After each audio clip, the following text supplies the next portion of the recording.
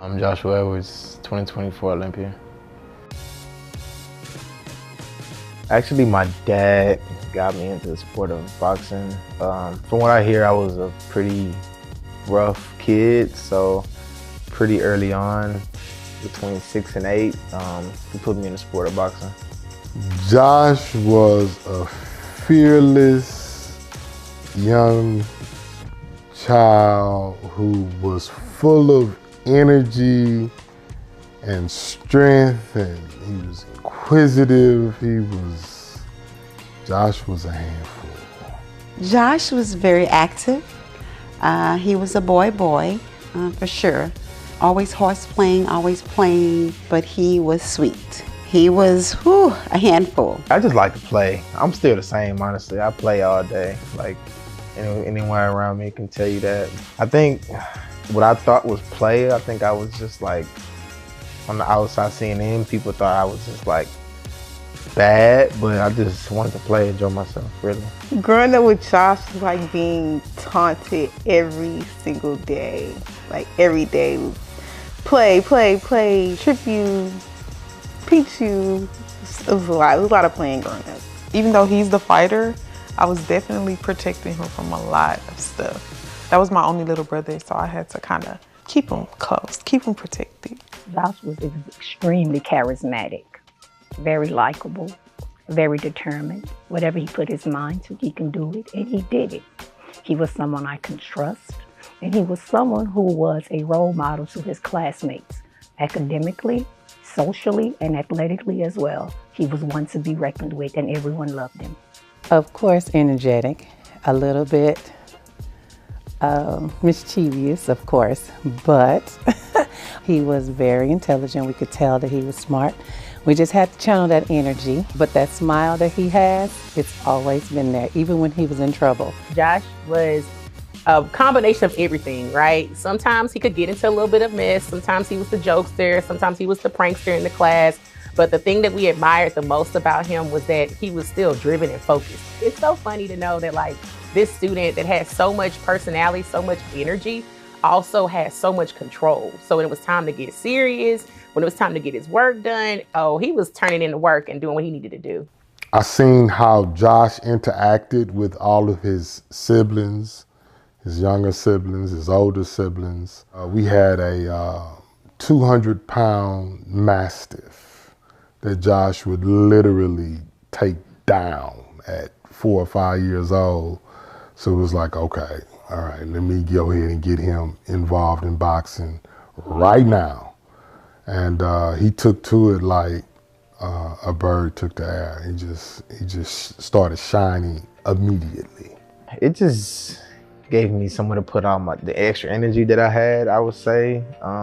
But I started to like it, and it was I just felt like it was fun to like beat up people, honestly. When Josh was still in his mother's stomach, I actually asked God for direction for his life. And I put my hand on his mother's stomach and I prayed. And I literally closed my eyes and I was like, Lord, I want you to give me direction for this young man's life. And I know I heard, this is a fighter. And initially I was like, maybe he'll be a freedom fighter, or maybe he, hopefully he don't have some type of disease and he had to fight through it. But he literally was a fighter. When Josh started boxing, I was concerned as his mother because I'm a protector. So mothers protect and we nurture our children. So I was very concerned that he was going to get hurt, and my ex-husband was like, no, he's good, So being a nurse, I was really concerned about cognitive issues, getting, hits upside the head, so that really concerned me, So I was nervous, as any mother should be. Your baby's fighting, I'm still nervous. Every time I see him fight, most of the times I can't watch his fights. Yeah, I don't watch them. They call me later and tell me what happened. I was in the gym from 7, 8 up to about 12 before I had my first fight. I had my first fight at 12 at 126 pounds. I never forget. I feel like I'm an artist and like a painter, like an artist, and I can perfect my craft every day, and there's things I can work on. It's like I feel like you can never stop growing in the sport of boxing. So just being able to be 1% better every day is what like motivates me to keep going. An official game plan came together because Josh boxed at the PABA for years. He was not able to get a lot of sanctioned fights because he was young. We switched his coach, and I sat down and I talked with the coach before Josh went over, and I was like, you know, what would it take for you to get Josh to the Olympics? He was like, man, it's gonna be hard. I was like, I mean, but what is it gonna take? Well, he gotta score this many points, he gotta go to this national tournament, that. I say, so that's the goal? That's what we need to do? So really about 14 or 15, we started trying to get him into the national tournaments. And of course that meant training every day, literally every day. Eating right, you know, we just had a game plan probably from about 13, 14 years old. He just came in. Personality, I didn't know much about him, but he had a good work ethic. He came in, worked hard, and was consistent. That's pretty much all we knew. Worked hard, eager. When he was young, we really had no other kids at the gym at the time, so we would put adults in there to do light work with him, and he was actually giving the adults run for their money, and so that lets me know that, you know, he had the right mind frame to handle the toughness of the sport. But as he got older, I want to say somewhere around 14, 15, 16, you would see a lot of the talent and the thinking skills come into play. For a split second, I fell out of love with the sport. I feel like boxing is like a really lonely sport, and of course early on you're not getting paid, and then it's hard to be doing something that you're not getting paid for and you falling out of love with it. So it's like, man, I'm just doing this for fun. Basketball, I always wanted to play basketball, but I was far better at boxing than I was basketball, but it was just some of those things that I just felt like, man, I love to play basketball. I have to like just try it out. And I stopped boxing, and my whole family was mad at me. Everyone was mad that I stopped boxing. Mainly my dad, he made me feel so bad. Josh came to us, he was a little frustrated. He had been boxing for a while, he just needed a break. I convinced my husband, you know, just to give him a break, let him enjoy his youth, let him just play basketball. Just so he can go through high school and he can tell his children and his grandchildren that he actually played ball, you know, in high school, other than just boxing. And plus he was kind of burnt out at that point. And I felt that from Josh, because he's usually very patient and he doesn't get frustrated very easily. But this particular time I noticed he was very frustrated, and I was able to convince him to just let him play for a year or two. I was livid. I was like, man, I was not willing to cave to his whim. I was like, no basketball. No, I don't want him to play. It took him, Joshua, and my wife to convince me to let him do something different, because I just didn't see it. I was like, man, you letting the devil use you. I was like, bro, your goal is the Olympics as a boxer. What are you doing? Why do you want to play basketball? You know, I was like, man, you're not even a good basketball player, you know? And yeah, I did. As a parent, I felt like I wouldn't want to force my child to do something they didn't want to do. So I gave the advice to the dad, hey, let him do it. Let him see if that's what he wants. And if boxing for him, he'll be back. So I didn't want to, as a coach, I didn't want him to leave. But you know, as a dad, hey, let him do what he thinks is best for his career and try to do what he likes. You don't want to force him to be unhappy in a sport. So when he originally told me, I was like, yeah, well, he's tall. So I thought, you know, maybe he'll succeed, because I tried basketball and it didn't work. So I was like, well, maybe it'll work out for him. And then once he started playing and we all realized that he was I was like, okay, yeah, he needs to go back to boxing, because this is not gonna work out for him. I love the thought of him playing basketball. I was at all the games, you know, little signs and jerseys. I thought it was like a breath of fresh air for him. Everyone else was like, stick to boxing, but I feel like he needed to see, like, it's different, like boxing is Joshua's sport versus basketball being for others. So I feel like it was a different level of determination for the people who had their mindset on playing basketball versus boxing. So I feel like he got to see, like, oh wow, just like these people were training since they were kids, this is what I've been doing for boxing. So I kind of feel like it just humbled him a little bit more and it helped him get back on the right track. I was happy because that's a little bit more safer. But I let him make that decision. I have a picture of him and his sister after a game, but I knew boxing was his passion, his purpose in life. I knew that. Eventually, I went back to boxing and this kind of took off from there. I think I found love for the sport after I went back, being away from it, for sure. During the time frame that Joshua was playing basketball, I think he began to realize, you know what? I'm a far better boxer than I am a basketball player. Because some of these kids he was playing basketball against had been playing basketball since they was 12 and 13 years old. Like, he started boxing when he was 12 or 13. So they had honed their skill. But I'm gonna tell you something, the best thing I could have ever did was let Josh play basketball. Because when Josh came back to boxing, he was a different animal. Josh was intense, he was focused, he was determined to be better. Now, Josh was breezing through boxing early in life. It was like he would go to the gym, he was like kind of carelessly trained. He trained hard, but it was different.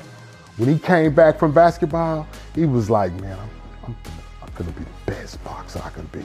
He was a different guy. I always knew that Joshua was a boxer, a fighter. I knew from birth. I think me convincing him all of those years was what kind of kept him going. But I think when he woke up and saw who he was, it's like, man, I'm a boxer. He knew it. He recognized I'm a boxer. Honestly, I feel like I have been training so hard and I had so much experience in the fact of like being around, sparring, a lot of sparring I did and being around a lot of great boxers. 2019, 2020 was kind of like a breeze. Like, it was just like easy. But once I got fourth place, I feel like I could have won the tournament. But once I got fourth place, then I was like, man, that was my first national tournament, first time fighting on that stage. And it was like, I feel like I can definitely be like at the top of the podium. So that's when I started really like working and like grinding, putting work in. The trials, it was some good people in the trials. I fought like a lot of good names. I feel like I won the fight. The judges told me I lost. My dream has always been to go to the Olympics, and I thought I was gonna make it in 2020. I was hoping I was gonna be like win and then get on the team and go to the Olympics in 2020. So it definitely like did something to me. I feel like it just was like a minor setback, and overall looking at it now, but I kind of wanted to go pro because I was already 20 and people go pro a lot earlier now, especially at heavyweights and stuff. So I was like, man, I might want to go pro. But my dad saw the bigger picture, like, man, you go to the Olympics, you got a lot brighter future. So I just waited around. It was, for us, it was next time. He's going to get there. Maybe not this time, but next time. The support continues. He knew he was going to be there. Yeah, it was a delay. And I looked at it like, okay, God knows that he's not quite ready. And I honestly felt in my heart that from a mental perspective, Josh was really young. You know, Josh a kid at heart. I mean, he get in the ring and box like an old man, but really he's still a kid at heart. And I think he might have been a tad bit young that first qualifier to actually make the Olympic team, start doing all the international traveling and things of that nature. But it was just, okay, next year. We'll be there next year. I feel like I had to make the team in 2021 in order for me to be on my journey and to be in the right place to make the Olympics in 2024, because the type of training and the altitude training and the coaching staff up there, they really know what they're doing. So I had to be in the system for like at least a few years to learn as much as I could so I could perform on the Olympic stage. Because I thought I was ready in 2020, I wasn't. I was training and I was working at the same time, because of course you're not getting paid. I ended up having a hernia and needing a hernia surgery. And I ended up having a hernia surgery October the 10th of 2021, and the Nationals was in December. Well, he did the surgery, but he was at home for 2 or 3 weeks where he couldn't hardly move around, couldn't walk. So from the time he actually came back to the gym, we had about 5 weeks. I took the first 3 or 4 days and we just saddle box very light. I wanted him to move around, make sure we didn't re-injure something from the surgery. And then after about a week, once we got to 4 weeks, we jumped into high gear and we pushed extremely hard for 4 weeks. I feel like that's when I had the most like weight on my shoulders, because it was like, man, I feel like I didn't have time to prepare myself. I just put it in God's hands. I did a lot of praying that I would be ready, but I feel like I showed out in that tournament. It was like, yeah, it was a breeze. I felt like I was on top of the world when coming into that camp. So I had a really good camp, felt really sharp. And then we went to the first international tournament. And I'm coming in, I was like, man, I'm untouchable. Nobody can do nothing to me. And then I went into a tournament. I feel like I went into a little confident, maybe a little too confident. I ended up losing my second fight. I thought I won, honestly, but ended up losing my second fight. I think from there, I realized that it's more to the sport in boxing than just beating the person in front of you. Because you got 5 judges to impress. So just physically beating the person in front of you is not gonna get you far in the sport. Bulgaria. I fought the Olympic gold medalist from 2020. Please, y'all go look at that fight. I feel like I won the fight. But like I said before, it's not about just beating the person in front of you. You gotta impress the judges, all 5 of them, in order to get the win. 2022, I was injured a lot. 2023, I was injured a lot too. Yeah, it was a lot of injuries and a lot of, I would say, doubt, like, man, am I gonna be ready for the tournament? Am I gonna be ready for this? When I was injured, just a few months out from the Pan Ams, that's when I was like really nervous. Like, man, am I gonna be ready? Like, this can be career ending. Like, what am I gonna do? But I was ready. When it was time to be ready, I was ready. I feel like Pan Ams, that was definitely my most focused I've been in my life. Like, for anything, not just boxing related. Like, I was completely locked in. I told my family, like, don't call me unless I call y'all. And I just did a lot of praying too. And he's a man of faith, you know, so he's a strong believer. Even right before the Pan Ams, you know, God had already spoken to me, you know, and God already told me that he was gonna win. But I didn't want to tell him that, you know. All I wanted to tell him is that we have to pray, you know. So we really and truly went fasting, you know. We was fasting and praying to God. Maybe a lot of people didn't know that, you know, but he was faithful, you know. He was always saying, yeah, I know this is my time and I'm gonna go get it. So, you know, with our faith and prayer, you know, God made things happen. I wasn't nervous before that fight, those fights in the Pan Ams, until it was time for me to walk to the ring. Like, when I started walking to the ring, that's when I got nervous. And then once the bell went off, that nervousness went away. It wasn't an easy fight. I ended up losing the first round 3-2. For a second in the corner, I was like, man, oh my God, man, they try to cheat me, man. In the corner, I'm thinking like, man, like, they're gonna take this one again. And then I remember like just calming myself down, taking a deep breath, forgetting about the first round, and then focusing on what I had to do to win the second round. Went out there, won the second round convincingly, won 5-0.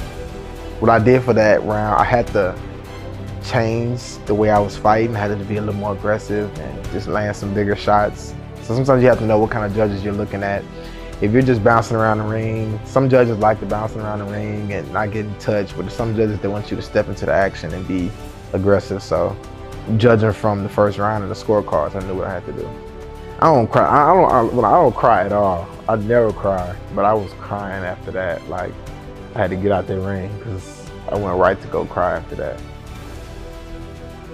So yeah, I was really emotional because it just felt like all the hard work just hit me all at once. Everything, it just paid off all in one, like 1 second, it just all just hit me. And I was like, man, my finna cry, and I was crying. I was talking to the coaches, and my voice started cracking. I was like, man, what's going on with me? And I thought I was just tired, man. I wasn't tired no more. I was emotional. Tears came out of my eyes because, you know, you always want, you know, the best for your friends, you know, because he's like a brother, they like my family to me. So it just made me really happy, you know, and, you know, I always like to see him go up, you know, and achieve. I cried like a baby. I was so excited. I was just so excited. I was waiting on my call, get off the ring. We have a little, you know, schedule. And I was like, hey, he hasn't called. Like, maybe he's still crying. I don't know. But I was super excited. Like I felt like I had just accomplished everything in the world. Like, it's like, hey, it's just all I had to do. Like, thank God. I just felt like blessed and happy. Like, I felt like he did what he had to do for the family. I know he had a lot of pressure from everyone, friends, family, coaches, the whole United States was, you know, kind of watching, but I just feel like at that moment, like, he showed out for not just himself, but everyone. So I was very proud and grateful. It was very overwhelming. I had so many different emotions because a part of me wished I was there to hug him and hold him, you know, and wish him congratulations. But it was very, very emotional moment for me. And also I was proud because I knew how much hard work and how much he wanted that. He desired that in his heart to be, you know, to be able to go to the Olympics. That's all we ever talked about. My wife was on the floor crying. I did my little cry over there where she couldn't see, but I was more like in a praise mode. I was more praising God because, you know, sometimes God can tell you something, you know, literally, he can tell you something, and it may take 15, 20 years before you see the manifestation of it. But to trust that, you know, I heard God, you know, and no matter how long it takes, you know, it's like, I heard God. And I'm not finna cry right now, but when I think about, you know, I think about him, when he was in my arms, it's like, man, this is a fighter. And then when I saw his hand raised, like, God, you did it again. It just taught me to trust God and to trust my training, because God gave me the ability to be able to fight the way I fight and train the way I'm able to train. So, like, sometimes I'll get, before a fight, sometimes I'll be thinking like, man, like, would I do enough? Like, what if I'm not good enough? And it's like, I just remember who I am and all the work that I put in. So when I think about the work that I put in, like, I know no one's like outworked me. No one's outworked me. So that helps me with just remembering like everything that I've did coming up to this moment. I just want to let Josh know that I'm very proud of him and I love him, and I could not ask for a better son to be born on my birthday. We share the same birthday. And he's just a sweetheart, and I'm so proud of him. Whatever he decides to do after boxing, I'm going to support him, and I just love him and I'm proud of him. I just want to tell Josh, hey, congratulations. Keep working hard. Don't change nothing about yourself. Stay focused, and good luck with your endeavors, and keep climbing to the top. Joshua, no one can beat you but you. Put those hands in a glove, curl them up, and do exactly what you need to do. You are somebody. You are a BMI Gator. You will forever be a Gator. So show your Gator pride and do an amazing job. I want to tell Josh that we are extremely proud of him. We are praying for him. We're supporting him. He's a champion already, and I want him to do even more. I want him to go and grab some other young kids who want to do something but not sure that they could do it. I want him to show them that anything is possible. Go Josh! No, sorry. No, I just wish you all the best. I'm just happy to know that he has support. So my biggest thing I would tell Josh is, boy, just go ahead and keep doing what you already naturally doing, which is being great. And all I want to tell him is to keep going, you know, never stop. He knows what he has to do, and one of the things I want to tell him is that we're going to bring that goal back home, and, you know, he's going to make history. And with God, you know, in first place, you know, anything is possible. I would like to say to Josh that I'm definitely proud of him and bring home the gold. Proud of you, son. Keep it up. Words can't even explain, like, If you put in the work, it'll happen. You be patient, it'll happen. So I'm just filled with joy. I just want to say that I'm proud of you and that I love you. And I know that your future is super bright. And just continue to thank God for all of your blessings. Love you so much. You. Just keep doing what you're doing. Being consistent is the biggest part. You're obviously very good at that. So, and then keeping your faith strong. Being humble, of course, overall. What you do. We're proud of you. But you know that. You know, we've watched you work so hard over the years, and you're humble. Just keep being the same person that you are, being a man of God. Only thing I want to tell him, man, go get that gold medal and bring it back to the United States of America. I feel like that's what God has in store for me. But I'm gonna make sure I put the work in to go get the gold medal. And I'm gonna get the gold medal. And then when I get the gold medal, I'm gonna come back and tell y'all about it.